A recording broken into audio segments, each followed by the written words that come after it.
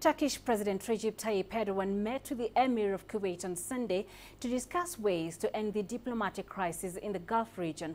Kuwait's Sheikh Sabah Ahmed al-Sabah has been mediating the dispute. Erdogan had earlier held talks with the king of neighbouring Saudi Arabia. Erdogan is due to travel to Qatar later on Monday. Saudi Arabia, the United Arab Emirates, Egypt and Bahrain cut ties and transport links with Qatar in early June, accusing it of supporting extremists. Qatar strongly denies the allegations leveled against it.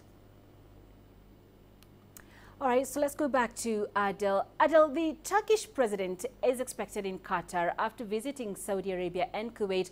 What's the significance of these visits?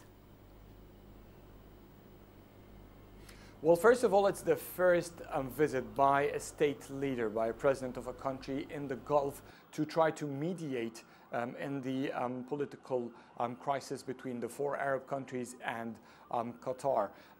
Foreign ministers from Europe and the United States have flew to the Gulf countries trying to mediate as well, but this comes as a development in the level of representation, political representation, that Turkey is now going with. Our President Erdogan is going himself as the president of the country to try and reach a solution. That's one side for it. One other perspective is that Turkey is on very good terms with almost all Arab countries, or at least specifically the Gulf countries. There has been tension between Egypt and Turkey, and Egypt is one of the four countries that have been leading the rift against Qatar.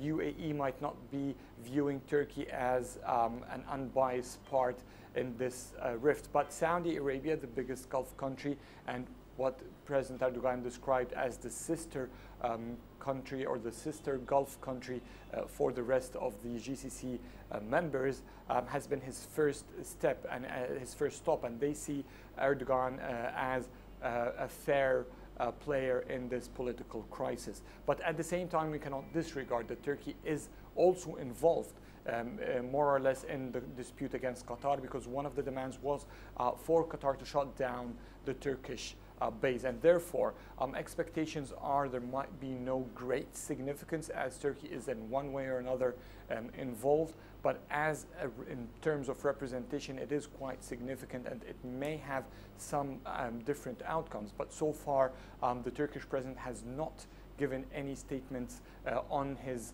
visits or the outcome of his visits up until now. Adel, how close are we to seeing the Qatar crisis resolved, or is it likely to be prolonged?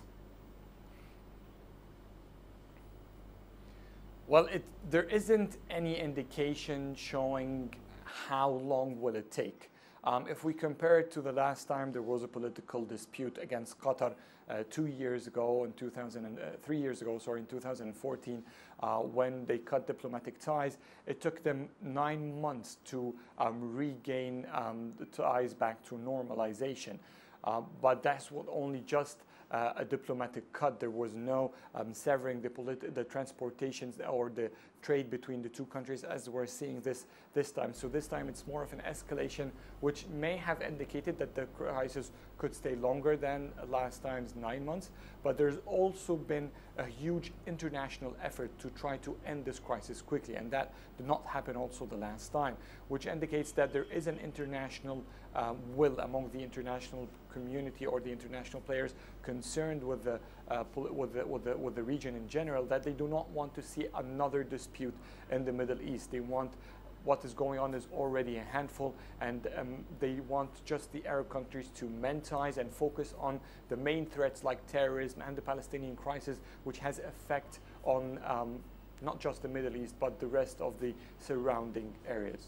All right, Adel Mahroui in Cairo, many thanks for joining us.